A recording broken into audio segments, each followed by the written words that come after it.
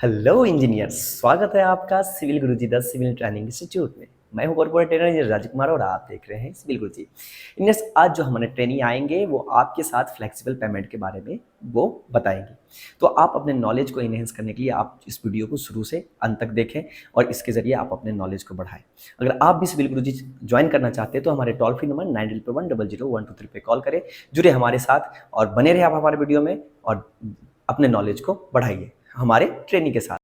Hello engineers, कैसे हैं आप लोग। और मैं इंजीनियर राजेश कुमार स्वागत करता हूं आप सबों का आपके अपने यूट्यूब चैनल सिविल गुरुजी में। आइए हम आप लोगों के साथ बात करने वाले हैं आज flexible pavement road construction process के बारे में। ठीक है, तो उससे पहले आइए हम जानते हैं सबसे पहले कुछ टाइप्स ऑफ रोड के बारे में। तो टाइप्स ऑफ रोड के बारे में सबसे पहले आप देखते हैं, एक एक्सप्रेसवे होता है, दूसरा नेशनल हाईवे, तीसरा स्टेट हाईवे, चौथा डिस्ट्रिक्ट रोड और पांचवा रूरल रोड। ठीक है, और ये कुछ रोड अथॉरिटी है जो हमारी बेसिकली इंडिया में काम करती है। पहला है IRC, इंडियन रोड कांग्रेस, जो 1934 में आई थी। ठीक है, दूसरा हो गया MoRTH, ministry of road transportation and highway, जो 1942 में आई थी। और तीसरा बेसिकली आप सभी लोग अच्छे से भी जानते होंगे, national highway authority of India, जिसको हम NHAI के नाम से जानते हैं, और वो 1998 में आई थी। ठीक है, तो किसी भी रोड कंस्ट्रक्शन के लिए सबसे पहले हमको जो ज़रूरत की चीज़ें होती है वो होती है हमको पहले ड्राइंग।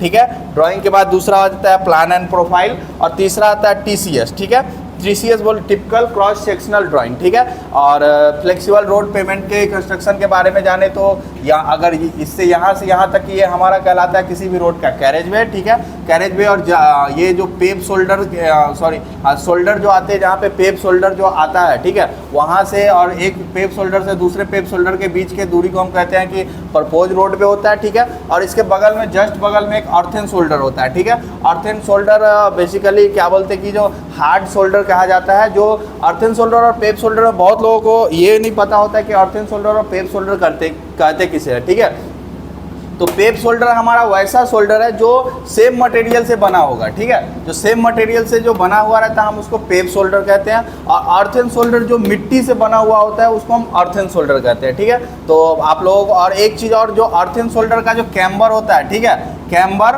वो 5% ज़्यादा होता है पेव शोल्डर से। अब ये कैम्बर आपके मतलब रोड कंस्ट्रक्शन के ड्राइंग के हिसाब से डिपेंड करता है कि आपको कैम्बर क्या लेना है नहीं लेना है। ठीक है, और रोड कंस्ट्रक्शन के नीचे कुछ ना कुछ ग्रेड होती है, लेयर्स होती है। आइए हम लेयर्स के बारे में जानते हैं। तो सबसे पहला जो हमारा लेयर आता है वो होता है सब ग्रेड का। ठीक है, सब ग्रेड का थिकनेस बेसिकली आपको ड्राइंग में दिया हुआ होगा। इसकी टॉलरेंस की अगर बात की जाए तो ±20 mm होती है। कॉम्पेक्शन जो इसका होना चाहिए वो 97% तक होना चाहिए और CBR वैल्यू अबव 5% होनी चाहिए। इसके बाद अगली लेयर आती है GSB की। ठीक है, ग्रैंडुलर सब बेस। ग्रैंडुलर इसका भी मैक्सिमम पार्टिकल्स, इसका में मैक्सिमम पार्टिकल साइज 75 mm का होना चाहिए। थिकनेस ये आपकी ड्राइंग में दी हुई होगी और इसका जो टॉलरेंस है ±10 mm का होना चाहिए। ठीक है, और इसका जो वाटर एब्जॉर्प्शन है वो 2 से 3% है। ठीक है, इसके बाद अगली लेयर आती है वेट मिक्स मैकेडम, WMM के नाम से जानते हैं। इसका मैक्सिमम एग्रीगेट साइज होना चाहिए 53 mm। ठीक है, मिनिमम इसमें 75 माइक्रोन तक ये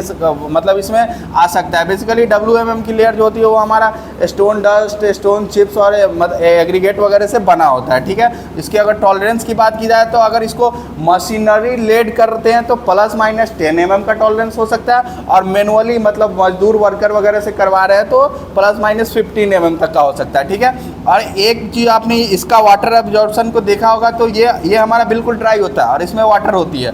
तो दोनों के बीच में क्या बोलते हैं कि हम एक प्राइम कोट का यूज करते हैं। प्राइम कोट बेसिकली क्या बोलते हैं कि कैपिलरी एक्शन को रेसिस्ट करता है। ठीक है, क्योंकि ये वेट है तो हम इसके ऊपर भी एक लेयर प्राइम कोट देते हैं और नीचे भी एक लेयर प्राइम कोट देते हैं। ठीक है, उसके बाद जो अगली लेयर आती है हमारी DBM की आती है। ठीक है, डेंस बिटुमिन मैकेडम की।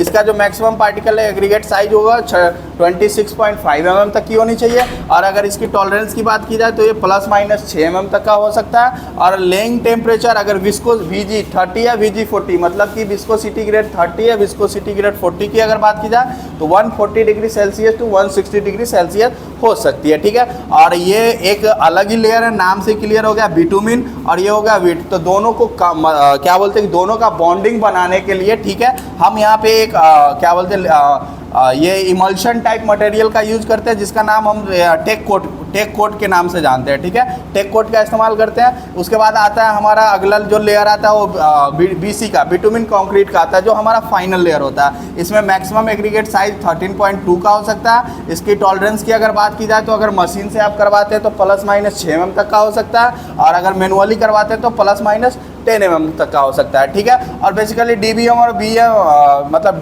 डीबीएम और बिटुमिन कंक्रीट में दोनों में सिर्फ और ज़्यादातर देखा जाए तो एग्रीगेट साइज का फ़र्क है, ठीक है। उसके बाद जो फाइनल जब हमारा एक सरफेस तैयार हो जाता है, ठीक है, तो हम उसको वाटर प्रूफिंग बनाने के लिए एक हम सील कोट का इस्तेमाल करते हैं, ठीक है। सील कोट का इस्तेमाल करते हैं जो बेसिकली वाटर प्रूफिंग बनाता है और हमारे स्ट्रक्चर को डैमेज होने से बचाता है, ठीक है। तो आशा करते हैं दोस्तों आप लोगों को मेरे द्वारा बताई गई जानकारी अच्छी लगी होगी, और अच्छी लगी है तो प्लीज़ लाइक करें, चैनल को सब्सक्राइब करें और अपने दोस्तों में शेयर करें। तो चलते हैं, और बस जाते जाते इतना ही कहना चाहेंगे कि करना है कुछ खास तो चलो हमारे साथ सिविल की बात सिविल गुरुजी के साथ।